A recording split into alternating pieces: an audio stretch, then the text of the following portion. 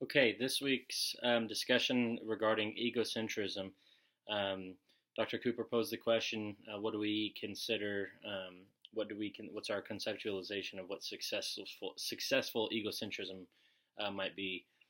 Um, sort of an oxymoron, in that I think it's really difficult to actually achieve successful egocentrism. Inherently, egocentrism is a negative thing, in terms of what at the conscious level, us believing that we are right, and in the video they talked about how naturally egocentrism is two things: it's selfish and it's self-validating. So I don't know that there's the possibility of actually being achieving successful egocentrism. However, obviously, many successful people are egocentric.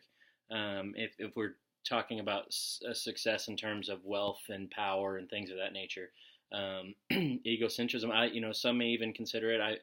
I think a part of me even considers egocentrism to be a necessary trait for people to achieve extreme levels of success. If you think about like the political spectrum, I think politicians are the most obvious example of those that display egocentrism at some level throughout their campaign trails, as most of what they talk about, with regards to their belief systems and values, um, uh, really centers on and sort of trickles down into public eye, what I believe is the right thing, what they believe is the wrong thing. And that is that's egocentrism at its core. Believing that our ideas, because it's what I believe, is truth.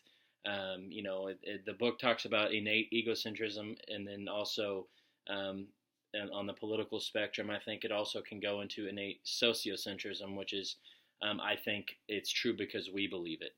And that's where you get really really hardcore, whether it be conservative or liberal viewpoints, believing this is the way it should work, or does work because it's the way I believe. And so, um, again, having successful people, or having successful egocentrism, I think is not. I don't know that that's necessarily a possible thing, but being successful while having egocentrism as a trait is very possible because it's very common. Um, again, and in the video they talk about through, and I apologize, the lady's name escapes me.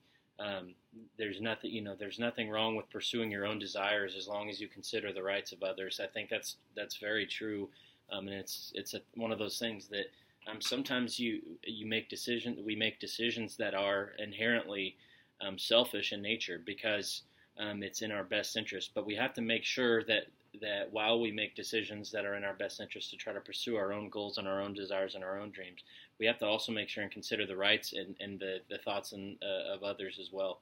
Um, a very good point in the video also that was brought up that I think that is very valid in my life and in just life in general, is the belief that the problem is always with someone else.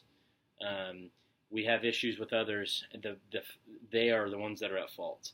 And we believe if everyone thought like I do, the world around me would be just fine, and that's very hypocritical. And I think that most people use that in their daily lives.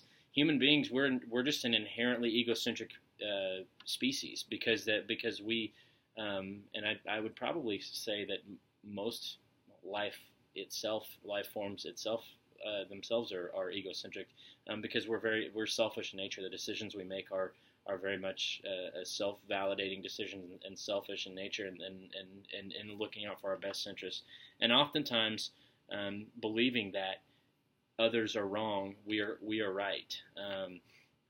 I think that another point that's is valid with regard when we look at um, politics and look at the political spectrum. we're all walking around thinking we have the answers when in reality we're part of the problem. I think too many people look for. I don't know that very many people do their homework, do their research, understand. And I'm certainly guilty of this. Understand how to think and reason rationally. Um, I think many people just look at figureheads for whatever they believe it to be true, whether it be a political party, or whether it be somebody that have the same values system as them, that may have a little bit more fame and fortune, and don't really think for themselves. I think we're very much of in that sort of like herd mentality where that person said that, I believe in a lot of other things they believe in, therefore that's a truth. And I think that that kind of plays into egocentrism as well as certainly with innate sociocentrism, that like the book talks about. So those are some of my thoughts on egocentrism, a very cool or interesting subject that to talk about this week.